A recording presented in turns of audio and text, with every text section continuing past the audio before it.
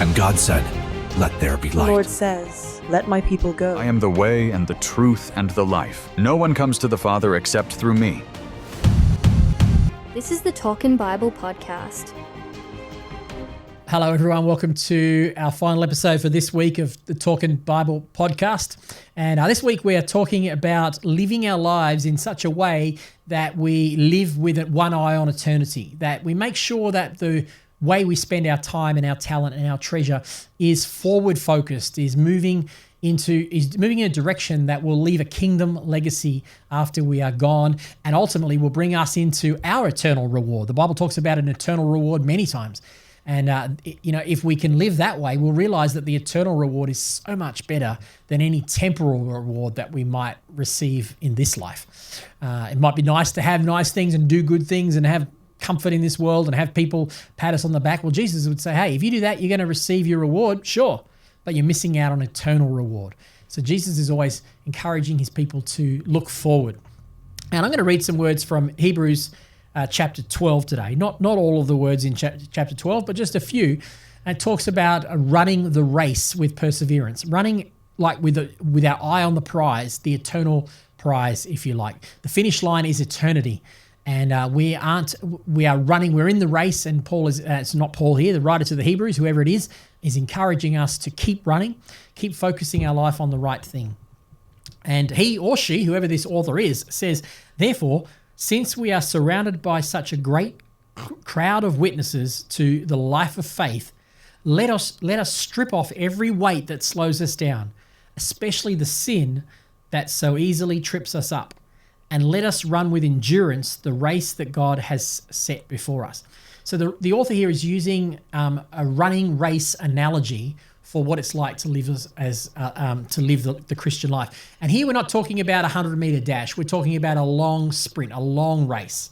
And the author is saying you can't come to that race weighed down with all the sin, all the selfish desires.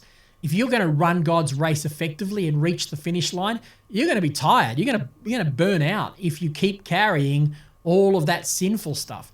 He's saying get rid of that stuff. Strip off all those weights, that sin.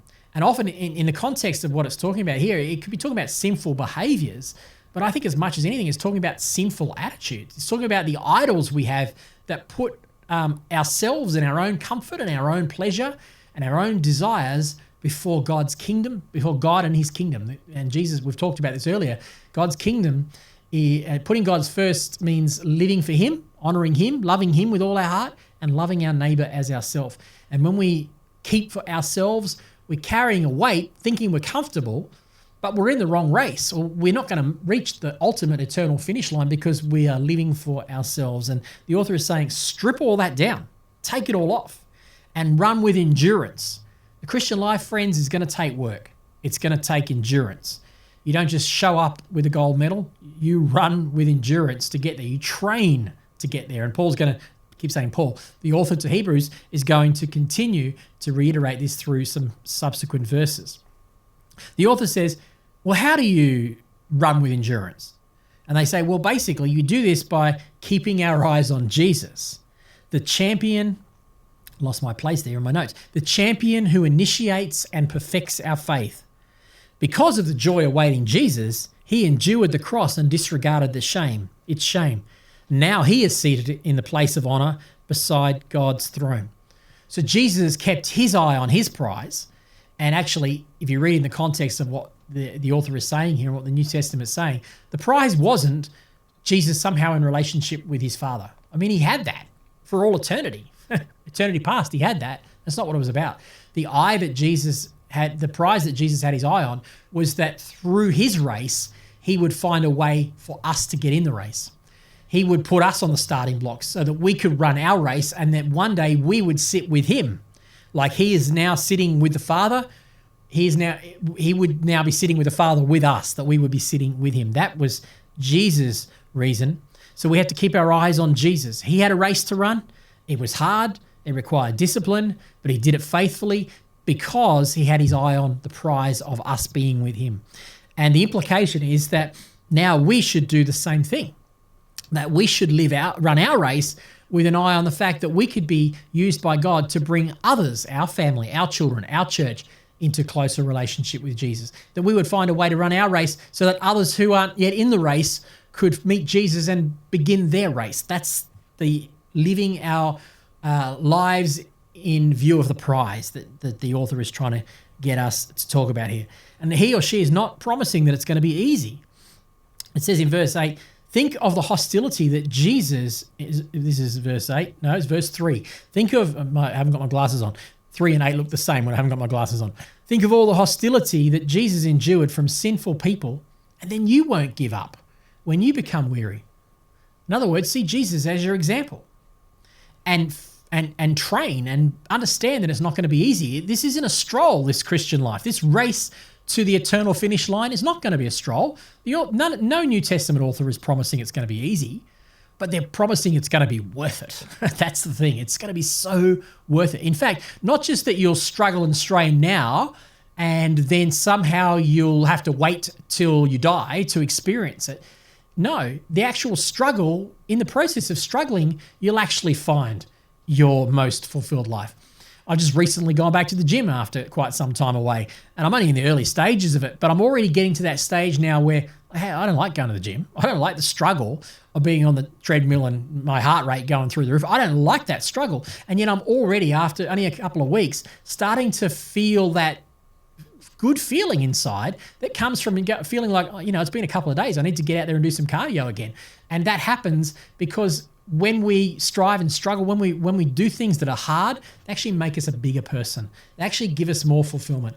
And that's at a natural level, which is what this author is using, training as a natural level, but it applies at a spiritual level. When we do some things that are hard, when we deny ourselves and do something for someone else, in a strange way, we start to crave that. We start to find that's actually the way to the good life. That's the way to the most fulfilled life, not from sitting down and just chilling out on my own and just watching Netflix and doing whatever pleases me and eating whatever pleases me.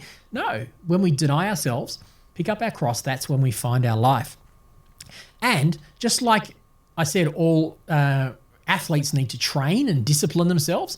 The apostle actually says the same thing about this. He continues this analogy in verse 11. It says, no discipline is enjoyable while it's happening. Like I said, I don't necessarily enjoy my heart rate going through the roof and pushing myself, and sometimes 30 seconds more can feel like an hour more. It's painful. And that's what the author says. It's not always enjoyable, it's painful, but afterward, there will be a peaceful harvest of right living for those who are trained this way. So discipline, so hardship, so difficulty in life, actually, God uses it to train us into fulfilling our best life. So I think it's worth asking ourselves, when life is hard, keep your eye on the prize. Keep pressing forward. Remember the Apostle Paul in the previous episode said, forgetting what's behind and straining towards what is ahead. Press on. Friends, to live with an eye on eternity isn't easy. It's going to be costly, but it's going to be rewarding. And it's most rewarding to know that you've made a difference in someone else's life. One of my highlights, probably my greatest highlight in my Christian life, is when someone says to me, Rohan, thank you. What you've done or what you've said or what you've done helped me in some way has made a difference for me. I find that incredibly fulfilling.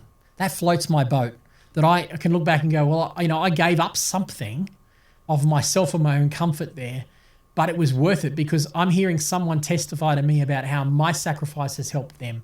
And there's a greater fulfillment in that lasts well beyond the temporal pleasure of what I might have lost by spending that time on myself. So there is something to be gained in this life and in eternity by turning our back on ourselves and our own comfort and living for others. May we be those kind of people and see that all of God's discipline, all of the hardship, all of it is so worth it. And it's actually an investment into God's kingdom that will reap eternal rewards.